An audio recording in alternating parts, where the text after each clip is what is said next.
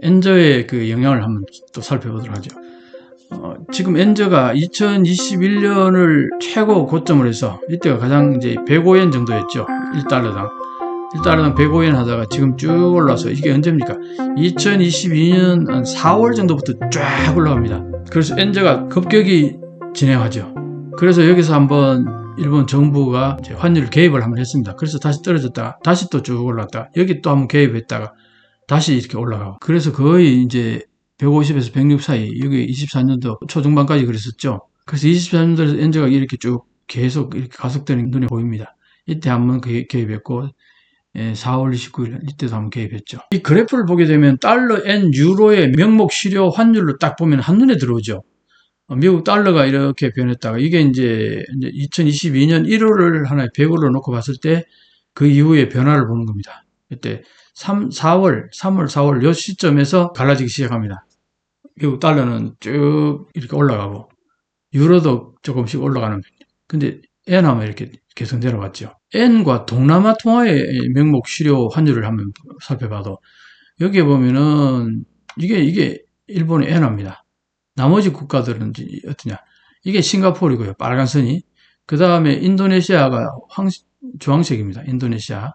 그 다음에 태국이 회색이고요. 그 다음에 필리핀이 이게 노란색입니다. 말레이시아가 하늘색이죠.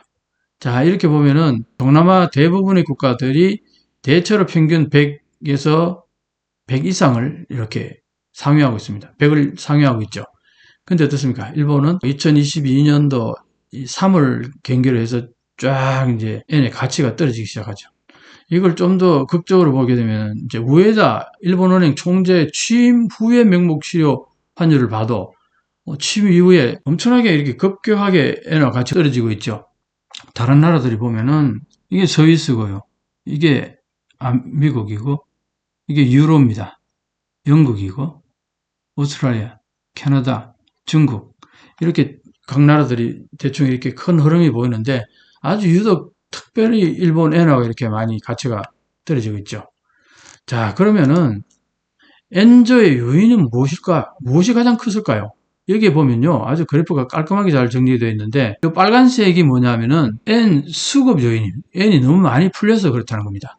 이게 왜 그렇겠어요? 이게 아마 팬데믹으로 인해서 일본이 재정을 많이 이제 팽창 재정을 쓰면서 그때 국채를 많이 발행을 하면서 그때 엔이 시중에 많이 풀렸다는 거죠.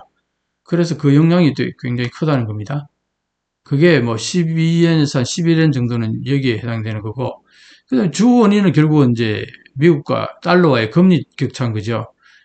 금리가 예를 들면은 이런 겁니다. 금리가 일본은 마이너스 0.1이었을 때 쭉 이게 23도까지 쭉 계속 이어올 때 미국이 급격하게 금리가 상승했습니다. 그래서 이 금리 차만큼 엔저가 유도가 됐죠. 그거는 왜 엔캐리 트레이드를 유발했던 겁니다. 엔화를 팔고 달러를 사는. 그래서 이제 이 금리 차가 25엔에서 19엔 정도 이 차이를 나타냈다는 겁니다. 엔저를 유발했다는 거죠. 한 25엔에서 19엔 정도. 근데 요게 보면 녹색이 보면은 이게 투기 요인입니다. 투기도 꽤 많은 영향을 미치다고 보는 거죠.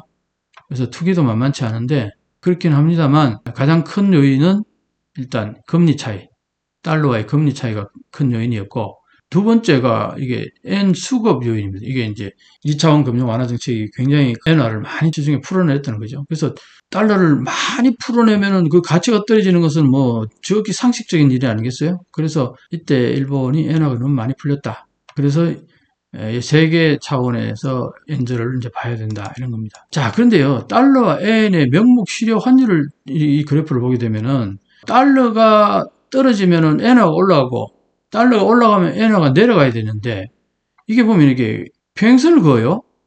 이렇게 보면은 여기도 이렇게 거의 평행선같이 그리죠. 이런 것들이 보면은 뭘 말하느냐 하면은 금리 차로 인해서 이게 금리가 이렇게 쭉 내려와서, 그러니까 달러가 이렇게 쭉 가치가 떨어지면은 엔화 가치가 올라가고, 이게 올라가면 엔화 가치가 떨어지고, 그 얘기인데 실제로 이 그래프를 보면 꼭 그렇지 않다는 거예요. 그러니까 금리가 모든 걸 작용하는 건 아니다 하는 걸 강력하게 예시해주는 그래프가 이 그래프를 볼 수 있습니다. 최근 5년 안에 한일, 중국 이 환율 추이를 한번 쭉 보게 되면은 이 빨간 선이 엔과 달러입니다. 자, 이게 100, 110, 120, 130 쭉 올라가죠. 그래서 엔화가 이렇게 엔저로 쭉 올라가는데, 원화가 그 중간점이고요. 인민화가 이 정도 그래프를 그립니다. 그러니까 가치가 가장 적어지는 게 엔화고, 그 중간이 한국의 원이고 중국의 위안화입니다. 자, 이 그래프는 여러 번 제가 설명을 했습니다만, 지금 니케이 평균과 뉴욕 다우의 추이, 이걸 이제 보면은, 이게 가장 제가 그동안 일본 경제를 설명한 데 있어서 약간 충격적인 그래프였습니다. 요거하고 다음 그래프하고 비교해 보면 알겠는데, 이게 1989년 막 이제 버블이 절정기에 갔을 때, 그때가 4만 조금 못 됐었죠. 그러다가 쭉 버블이 꺼지면서 쭉 내려왔어. 어디까지 내려왔느냐? 이게 지금 얼마입니까? 만 조금 밑에까지, 그러니까 7,500까지 내려왔었다 그럽니다.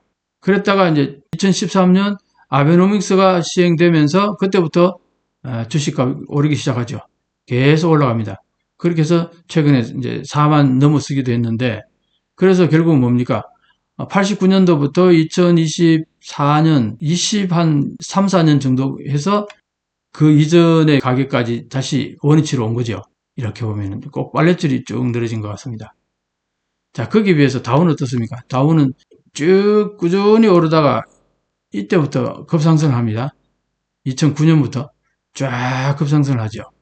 요걸 이제 이 그래프를 보게 되면은 뉴욕 다우는 1990년에 0으로 놓고 봤을 때 그게 얼마까지 1250%가 성장을 했죠.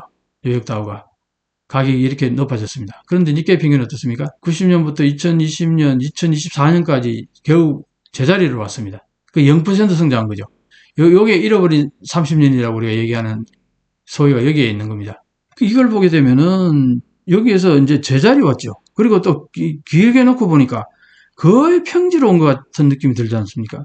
그래서 현재 이 모습을 가지고 뭐 버블이다 이렇게 얘기하기도 참 못합니다. 30년 전 그 위치로 돌아왔어요.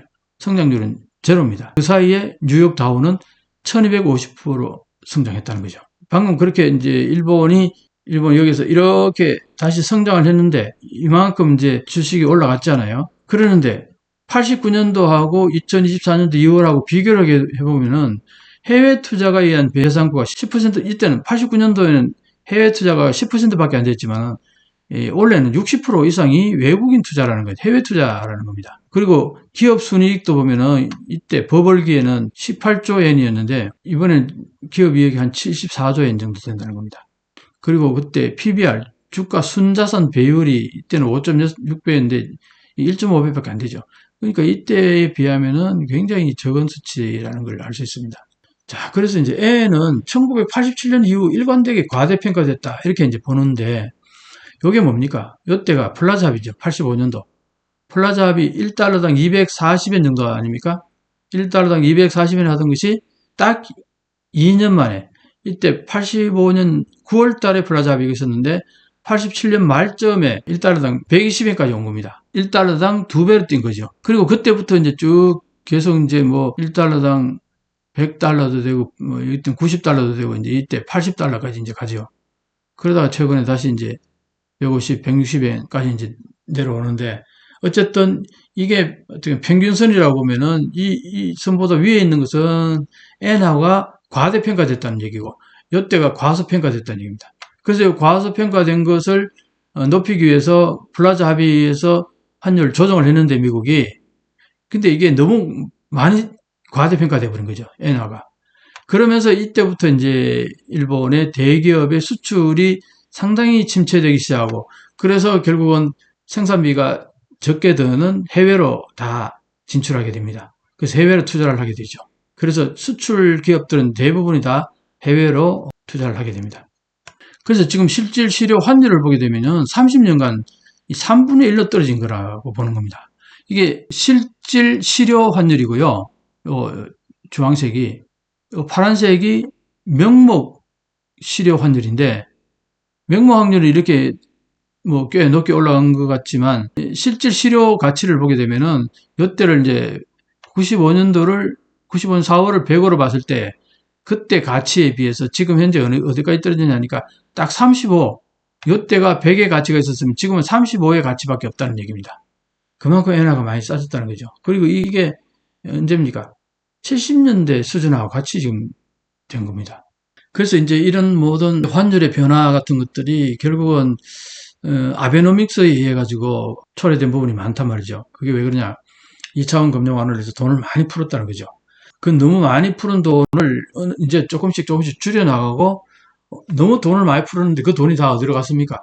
결국은 일본 정부가 국채를 마구 찍어내가지고 그걸 찍어내는 까지는 좋은데 이게 이자가 너무 많이 나가게 되면은 부담이 클 거 아닙니까? 그래서 이자를 낮추려다 보니까 해외에서 이 일본의 국채를 안 사겠죠. 왜? 이자가 낮으니까.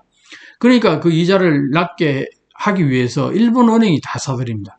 그래서 일본 은행이 지금까지 가지고 있는 돈이 600조가 넘어요. 그게 지금까지 일본 정부가 찍어낸 국채의 54%, 지금 한 55%까지 될 겁니다. 그 600조가 넘는다는 거죠. 그러니까 이게 어떤 현상을 벌이냐니까 일본이 이 금리를 올리기가 상당히 부담스러워진 거죠. 왜? 금리를 올리는 순간 이 지금 안고 있는 국채 거기에 지불해야 될 돈이 너무나 천문학적인 숫자로 불어나기 때문에. 그래서 결국 올 7월 30일 1일에 일본은행이 두 가지 정책을 발표했습니다. 하나는 이제 장기 국채를 조금씩 사들이는 것을 줄여나가겠다. 일본이 지금까지 대충 예산을 보면은 1년에 한 110조 정도 됩니다. 지난번에 코로나 그 시기에는 모든 정부들이 돈을 많이 풀었죠. 그때가 한 130조 정도 됐었는데 그 평균 한 110조 정도 됩니다. 그런데 세수가 그치는 게 어느 정도냐면은 약 70조가 채 안 돼요. 그러니까 그 나머지 한 40조 엔 정도는 계속 이제 국채로 찍어냈는데 그게 쌓여서 이제 너무나 일본은행에 국채가 많이 쌓였으니까 이자 문제가 심각하니까 이제 조금 줄여나가겠다. 그게 일본은행이 7월 말에 이 두 가지 정책을 편 하나의 이유입니다. 그래서 장기 국채를 사들이는 것을 어떻게 하느냐? 지금까지는 매달 6조 엔씩 정도를 이게 국채를 사들였는데 이제는 매 사반기만 3개월 정도 만에 3개월 만에 4천억 엔 정도씩 이제 줄여나가겠다. 이제 이렇게 해가지고 2026년도 1월에서 3월 요 기간에 이제 3조 엔 정도 지금까지 6조 엔 사던 것을 반으로 줄이겠다는 거죠. 그래서 이제 2026년도 1, 3월 요때는 이제 3조 엔 정도를 사들인 정도, 그러니까 한 반액 정도 되도록 줄여나가겠다 이런 얘기를 하는 겁니다.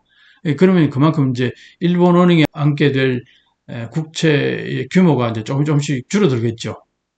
그리고 또 하나의 정책은 종래 0에서 0.1% 정도였던 금리를 0.25% 정도로 이제 올렸죠. 이 두 가지 정책을 펴면서 장기 국채를 사들이는 것을 줄임으로 인해서 안고 있는 앞으로 그 국채의 규모를 줄여나가는 것하고 또 하나는 이자를 올림으로 인해서 시중에 있는 돈을 또 끌어들이면서 그렇게 하면서 결국은 시중에 많이 풀려있는 엔화를 이 두 가지 양면에서 줄여나가겠다 이런 얘기거든요.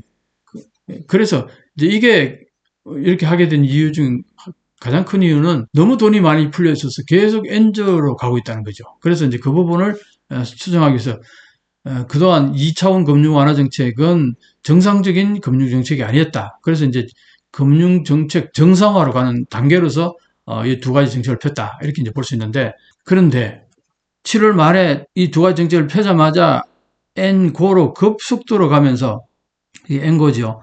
155엔 정도 있던 것이 145엔까지 팍 떨어진 거죠. 한 10엔 정도 팍 뛰어 엔고로 간 거죠. 그때 주식은 어떻습니까? 이 시점에서 여기까지 떨어졌으니까 거의 만 정도 수치가 떨어진 거죠. 엄청나지 않습니까? 이게 겁나겠지 않습니까? 그러다가 물론 다시 이제 어느 정도 회복이 돼서 이렇게 진행되고 있습니다만 지금은 어떻게 보면은 7월 말 수준의 회복은 거의 다 됐다고 볼 수 있는데 엔화는 이렇게 계속하고 있고요. 어쨌든 금리를 올리는 순간 그 7월 말에 그 정책으로 인해서 급격한 폭락이 왔다는 거죠. 그래서 이제 다시 또 지금 12월 달인데 이번 달에 금리를 올리느냐 그런 얘기가 계속 있었는데 지금 12월 달에 일본은행이 다시 금리를 올리는 게 한 45% 정도 아니면 내년 초에 금리를 좀 올리는 거 이걸 예상하는 게 한 55% 정도 이렇게 이제 지금 갈리고 있는데, 그렇게 보면 수치로 보면은 이번 달에 금리를 올리는 것보다는 내년 연초에 금리를 올릴 가능성이 좀 더 높다, 이제 이렇게 이제 볼 수 있겠죠.